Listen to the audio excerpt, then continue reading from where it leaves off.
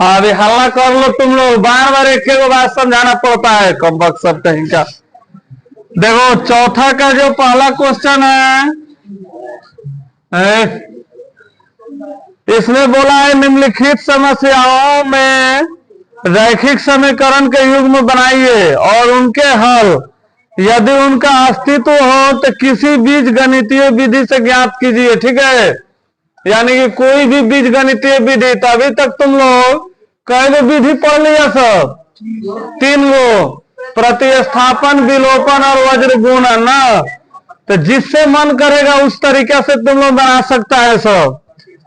तो सबसे आसान प्रतिस्थापन ही रहेगा। अब विलोपन भी है।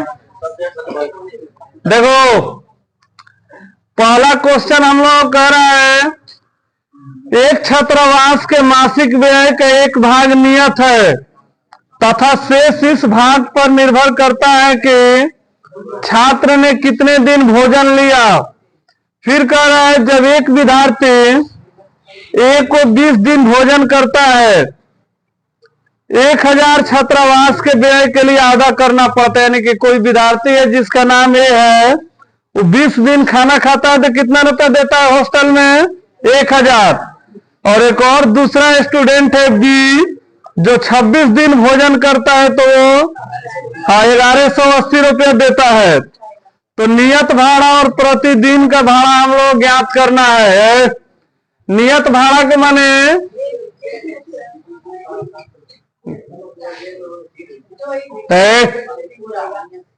नियत भाड़ा का मतलब हो गया कि कोई भाड़ा फिक्स किया होगा। मान लो 4 दिन तक 5 दिन तक इतना करेगा तो इतना रुपया देना ही पड़ेगा, और फिर उसके बाद एक्स्ट्रा दिन का जोड़ के लेगा। ठीक है, तो हम लोग सबसे पहले लिखेंगे माना कि नियत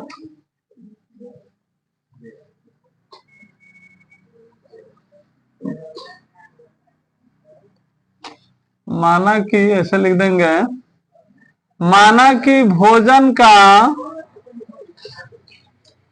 नियत भाड़ा 100 रुपया मान लेते हैं कि कोई फिक्स है कि इतना दे देना है, उसके बाद प्रतिदिन से लगेगा।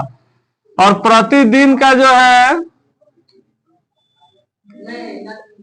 प्रतिदिन का भोजन का मूल्य जो है Y रुपया। ठीक है, तो कोई स्टूडेंट है जो 20 दिन भोजन करता है ना, तो मान लो एक दिन का अगर भोजन का हम लोग को मालूम चल जाए कि 40 रुपया लग रहा है, तो 20 दिन का कितना, 20 से 40 में गुणा ना करेंगे ना। तो उसी तरह हम लोग लिखेंगे यहाँ पे प्रथम स्थिति में, देखो एक कितना दिन भोजन किया है, ए द्वारा 20 दिन भोजन करने का व्यय जो है इसका, यानी खर्च आ रहा है कितना, 1000। तो 20 दिन भोजन किया, तो सबसे पहले हम लोग क्या करेंगे, यहाँ पे हम लोगों को तो मालूम है कि वो फिक्स है नियत। अब 20 दिन का भाड़ा जो होगा, एक दिन का Y रुपया, तो 20 दिन का कितना हो जाएगा, 20Y ना। तो नियत भाड़ा और 20 दिन का भाड़ा जोड़ के कितना लेगा, 1000 रुपया। ये हो गया हम लोग का समीकरण 1। फिर हम लोग लिखेंगे यहाँ पे दूसरी स्थिति में, कोई विद्यार्थी है बी के द्वारा 26 दिन ना, बी के द्वारा 26 दिन भोजन करने का व्यय कितना दे रहा है, 1180 ना। तो सबसे पहले तो इसमें नियत भाड़ा हम लोगों को मालूम है कि 100 रुपया ले लेगा, और 26 दिन का, एक दिन का Y रुपया, तो 26 दिन का 26Y, यही ना नियत भाड़ा और 26 दिन का भाड़ा मिलकर कितना हो जाएगा, 1180, समीकरण 2। तो देखो ये सीधा सीधी समीकरण है, इसको हम लोग विलोपन से ही बना देंगे। लिखेंगे समीकरण 1 तथा समीकरण 2 से हम लोग काम करेंगे। 1 को ऊपर लिख देंगे, 2 को नीचे लिख देंगे।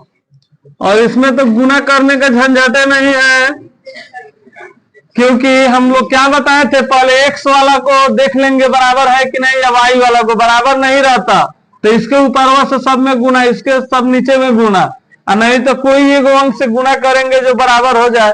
तो ये तो बराबर है, चिन्ह बदल देंगे, कट गया। 26 में से 20 जाएगा -6y, क्योंकि माइनस में ज्यादा है। 26 अब प्लस में नहीं है, माइनस में हो गया है। इसको घटाएंगे तो -180, तो y बराबर 180 बटा 6 तिरका 18, 30 हो गया। अब y का मान कहाँ रखेंगे? हाँ, y का मान समीकरण 1 में रखने पर देखो 1 हम लोग का यही ना है, x + 20। अब y नहीं लिख के, यानी कि यहाँ पे भी है, y नहीं लिख के क्या लिख देंगे? 30 बराबर 1000। तो x बराबर 1000 माइनस 20 600, तो x बराबर हो गया 400। तो हाँ, तो देखो इसका नियत जो है, नियत मूल्य हम लोग कितना आ गया? 400, यानी कि 400 पहले ही ले लेगा। तुम जितना दिन भोजन करो उससे कोई मतलब नहीं है। और उसके बाद में प्रतिदिन का है, प्रतिदिन का मूल्य जो हो गया 30 रुपया। अब हम लोग देखते हैं सही बनाए हैं कि गलत। तो पहला समीकरण को मान लो हम लोग जांच करते हैं, एग्जाम में तो रहेगा नहीं कि चेक करेंगे आंसर में, तो हम लोग ऐसा ही ना, देखो नियत वाला कितना है 400, अब 20 गुने प्रतिदिन का है 30, तो हम लोग 1000 आना चाहिए। 2 × 6, तो 1000 आ गया कि नहीं आ गया? इसका मतलब सही है। फिर दूसरी को अगर देखते हैं तो नियत वाला 400, 26 गुने 30, तो 400 बराबर 3 × 6 = 18, 3 दूनी 6 1 7, तो 08741, यानी कि सही है। कहाँ पे? अच्छा यहाँ पे, अच्छा कोनो बात ना, चलो लिखो।